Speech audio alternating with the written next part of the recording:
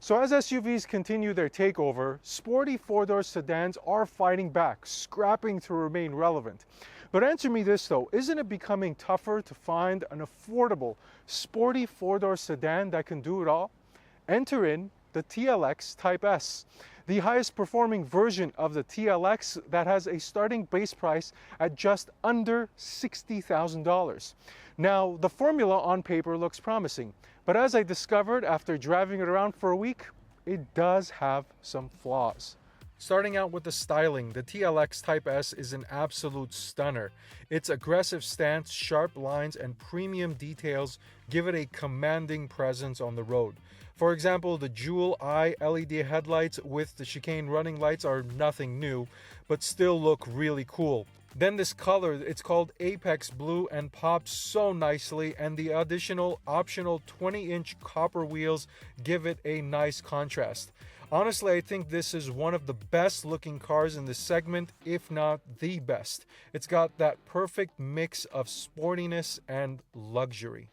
Now let's talk about what makes this thing tick. So underneath the hood is a 3-liter turbocharged V6 that pumps out 355 horsepower and 354 pounds-feet of torque. It's made it to a 10-speed automatic transmission with paddle shifters, and it routes all the power to the pavement using Acura's Super Handling all-wheel drive system with torque vectoring that has the ability to send 70% of the power to the rear wheels. Suspension is equipped with adaptive shocks that has the ability to switch between comfort, normal, and sport. Brakes are from Brembo, measuring 14.2 inches with 4-piston calipers up front. The TLX Type S weighs about 4,200 pounds, and MPGs come in at 19 in the city, 25 in the highway, for a combined average of 21. Now, Acura says that they improved the throttle response in Sport Plus mode for the Type S. So let's go check that out, shall we?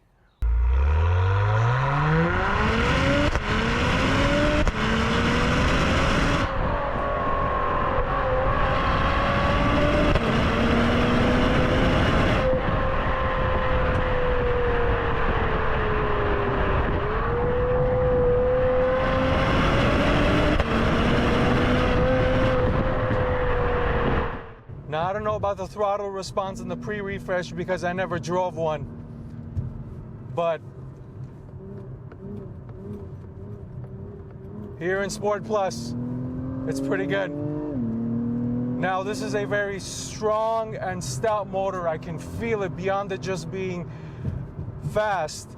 This is has a lot of download torque that pulls you through. The advertised 0 to 60 time of 4.5 to 5 seconds. It feels all of that. This is a very quick and fast car that will push you back into your seat. Now, I am getting hints of blow-off valve, turbo noise, and paired with the active exhaust that gives me pops on the upshifts. This makes for a engaging car to drive. Now, it also pulls really hard to redline, but I wish it had a little bit more in it. It redlines at about 6,200 RPM. Give me about 800 more, bringing me up to that 7,000 range, because this engine sounds good, and just as it starts sounding good around that redline 6,200, it upshifts, which is a shame. So give me a little bit more redline here. This is a fantastic sounding car that is plenty quick. Now, the strong suit of this car, beyond it just being quick, is absolutely its dynamics and its handling characteristics. This car's suspension feedback, especially here in Sport Plus with the adaptive shocks, make for a very stiff riding car. Yeah, baby. Woo! That's a nice big number right there. And the dynamics are just fantastic. Any input that you give it is responded with an immediate and sharp and accurate output. This is a very sharp handling car, and the dynamics are just fantastic. It definitely gives you that on rails type of handling feedback, and it just feels great to dance with in this setting. Now, as I pull up to a car here, I'm going to tell you the weak link for performance in this car, and it's the transmission. The 10-speed automatic in this is good. It's just not as good and not as crisp and as smooth as what you would find in a ZF BMW automatic transmission, for example. It's not as crisp, it's not as smooth. It is somewhat clunky at times at low speeds, and to maybe the worst part about it is the paddle shifters. The part that you engage with the car, there is a delay when you pull on the upshift and the downshift pedals. It takes a second for the transmission to respond. It's almost like, I will tell you that my preference this whole time I've been driving, I let it do its thing. I just put the transmission in Sport, cars in Sport Plus, and it upshifts perfectly, it downshifts nicely, it's in the gear when I want it to be. So it's almost like leaving it in automatic is the best mode for this transmission. Don't shift it yourself, which is kind of a shame. But beyond all of that, this is an engaging car to drive. It will put a smile on your face, and it is definitely quick, and it will pull you back into your seat. So now let's quickly touch on pricing. So $58,050 is the base price for the Type S. And the nice thing is Acura isn't really nickel and diming you with a long list of options. It's really $600 for this blue color paint. There's a heated steering wheel that I believe costs about the same. The copper wheels and Pirelli tires are expensive, $3,500, but I personally would skip that because in base form, you already get 20s and they look pretty cool. So if you wanted to choose the blue color paint or the heated steering wheel, you're still under $60,000, I believe at $59,800 something all in, of course, before negotiation. So let's compare that to the BMW M340i, which is the leader in this segment. So that with xDrive and similarly equipped is $7,000 to $8,000 more expensive than this Acura. And in my opinion, even though, yes, the BMW does have more horsepower, more torque, better acceleration, and more fuel economy, the Acura presents a better value because you get more things standard and the performance is right there behind the M340i. So now moving to the interior of the Type S, as expected from an Acura product, the quality is very high. Throughout my 1 week of driving this car, I didn't even get the slightest hint of a rattle or a creak. The build quality in here is fantastic. Now moving to the seat, I'm sitting in a 16-way sports seat that has side bolsters that hold you in very nicely, thigh extensions, heated and ventilated seats, and overall the seat is very comfortable. Seat comfort score 8.5 out of 10. Now a quick look at the dash here before we jump into a little bit more detail. So let's look at these seats, or specifically the leather color. This is called Orchid, and if you want this blue apex color, you have only one option, and it's this white interior with this black contrast center section. You can also get it in black, and you can also get it in red if you choose a different exterior color. Okay, now let's go from left to right and let me point out some things that I discovered. So first thing that's really annoying, the child lock for the windows. Okay, so if I turn this on, it doesn't give me the ability to lower any of the windows besides the driver one. So if I have got to turn this off, lower the window, and then raise it back up to a level, and then turn that back off. So if you got any children or other passengers in the car, you don't want to mess things around, you got to deal with that. Now, the other thing, the flat bottom steering wheel. I really like this a lot. Type S logo there. It does have some stitching here to match the white interior. So this is also of great thickness. The way your fingers feel behind the wheel is fantastic. Nicely done by Acura. Next, let me zoom in. There is a heads-up display right there, if the focus can pick it up properly. I really like it a lot. You can see it's very minimalistic. I only have the speed, but you do have the ability to configure it to show additional items, such as the navigation, turn by turn, blah, blah, blah, all these other cool things. Now let's move to the gauges. Let me zoom back out. So these are 12.3 inch gauges. They were updated as a part of the refresh. You do have the ability to customize them. For example, let's go to gauge settings, gauge layout, advanced. So in the comfort mode, which is kind of lame, you don't have a tachometer, but here in normal mode, here is one view, and then you go to sport, it gives you another view here, or sport plus. So it's got a pretty nice dynamic setting. Nice, easy to read, clear, lots of information. You do have the customization, several points of information. So it's a good unit and I like it a lot. Now, moving over to the other screen. This is another 12.3-inch screen, and it's a little disappointing because it's not a touch screen. It's controlled via this thing. And this thing is absolutely one of the biggest shortcomings in this car. Even though it's workable, it's rather annoying to deal with and to learn initially.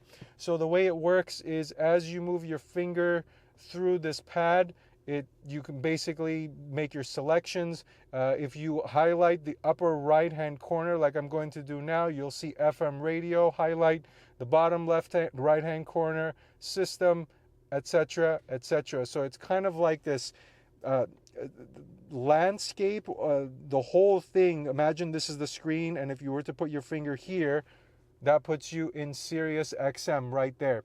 So the other thing that's quite cumbersome about it is if you want to do a swiping motion. So for example, if I want to swipe and I do this, it's not as intuitive. It does see, it doesn't do it immediately. It's kind of, I don't know, I really don't like it. I just wish that they stuck with like a knob to control it as opposed to this trackpad. I'm assuming they're going to get rid of it because all of their new Acura products don't have this anymore.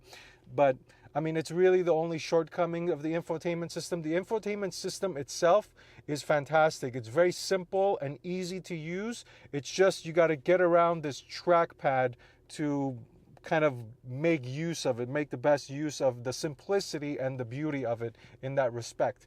Now let's move down here. So dedicated climate control vents. This is great. I love to see this. The one thing is it does feel kind of lower, I guess lower luxury. I'm expecting a little bit more here in terms of design. It doesn't seem like this fits here. Needs a little bit of a refresh, a little bit more modernness. I do like the dynamic mode. This gives you the ability to change the drive modes. And as I said earlier, comfort mode doesn't have a tachometer. Acura put a tachometer in comfort mode, but the nice thing is you do have the ability to do individual mode. And then what I've done is I've put a tachometer, and then I've basically put all of the comfort settings in individual mode, so that kind of does it for me. The other nice thing is a physical volume controller, skipping tracks here, and this thing actually coming back up, the transmission controller. You push for park, you pull here for reverse, neutral, and drive. DS, you push it twice and that'll put you in sport mode for the transmission. This thing, I actually let my dad sit behind the wheel and he was like, what am I supposed to do here? So this does take a second to get used to, but once you get used to it, it's really easy. Now, the other thing I like, there's a wireless charger here, and the thing I like about it, you have the ability to turn it on and off. So if you put your phone here, it'll charge, but let's say you're fully charged or you don't want your phone to charge, you can turn it off, and this just acts as a nice place to put your phone. 2 cup holders of decent size, 16-ounce bottle of water is going to fit just fine. Moving in here, 12-volt outlet, USB Type-C, USB Type-A, and a good amount of storage. There is a high-resolution reversing camera with guidelines that move around as you move the steering wheel, but the unfortunate thing is you still have to control some of the angles using the trackpad, and as I mentioned earlier, it's a little bit of a pain, but hey, it is what it is. At least the resolution and the angle is pretty good. All right, now let's move to the back seats, and sitting at 5'11", I have a couple inches of legroom. My hair is unfortunately touching the ceiling when I'm resting it against the headrest, but I move it forward and it's a little better. Overall seating comfort is good. Cushioning is just as comfortable as the seats in the front. 3 adults are probably gonna fit back here, a little bit of a squeeze. 3 children are going to be just fine. There are 2 child anchors for children's seats. This center armrest is very, very cushioned. Two cup holders of a small size, little storage area, but not really much else. Two USB Type-C chargers, very, very good. Thumbs up there for Acura. Two climate control vents. This is unfortunately only a two-zone climate control system, so whatever the front is dictating is coming to the back. One interesting item, there are speakers up here in the roof, so the backseat passengers are probably going to get a really immense and engaged audio experience even in the back seats. Now let's quickly look at the cargo space. Interesting spot for the trunk opener. First time I've seen it executed that way. Nonetheless, you open up the trunk, it's got a wide opening and a decent height, 13.5 cubic feet of space. That is my carry-on size camera bag that I've left in there for reference. So you can probably fit, I don't know, about 2, 3, maybe 4 of those, depending on how you want to rack and stack. You could fit a baby stroller in here, no issues, weekend getaway, all of that stuff. It does look like they had hopes for a spare tire in here, but it does have a tire inflator kit. One interesting item, if I can move my bag out of the way here, you see that bracing? That's for structural rigidity, blah, blah, blah, all the handling and performance capabilities of this car. But this here folds down the rear seats. So you do have the ability to fold down the rear seats in the TLX. But because that bracing is still there, it kind of really limits your ability to use it as a pass-through. I mean, you do have a little bit of space here to kind of sneak longer things through, but it's kind of interesting how Acura did that. I guess it's better than not having the seats fold down, but it is somewhat restricted. And closing the trunk is manual via a grab handle. So, daily drivability in the TLX Type S. Now, the thing that surprised me the most about this car is how stiff it is. In Sport Plus, it's very stiff, as I mentioned earlier on, keeps the car flat, does a great job in masking the weight. But even in comfort mode, as you saw there, I'm in comfort mode, everything is coming through. So this really kind of took me by a little bit of surprise. The seat does a good job of keeping this car comfortable and acceptable to drive on a daily basis. But this feels very sporty even in comfort mode. So if you're somebody who's expecting to come in here and get a cushiony, soft, and smooth ride, it's not going to happen. More of an FYI than anything else. And maybe I'm criticizing it too harshly because this is a sports sedan and it is supposed to be dynamic and engaging. But I just wonder, even for the casual sports sedan buyer, if this might be a little too bumpy. And I almost feel like wanting the comfort mode in this car, not normal sport or sport plus, to be a little bit more cushiony or a little bit more soft. But I don't know, that's just me. Otherwise, the other dynamics of this car, the sound system is fantastic. If you like listening to tunes when you're driving, it thumps really nicely. Crisp sound, good bass, and just an overall great stereo system. The quietness of this cabin is really good. I read that in the 24 refresh they made some refinements and made this a more quiet cabin, and I can absolutely attest to that.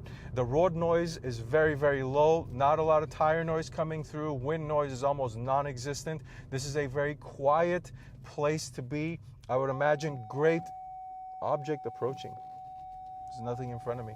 I would imagine would be a great thing to drive on a daily basis.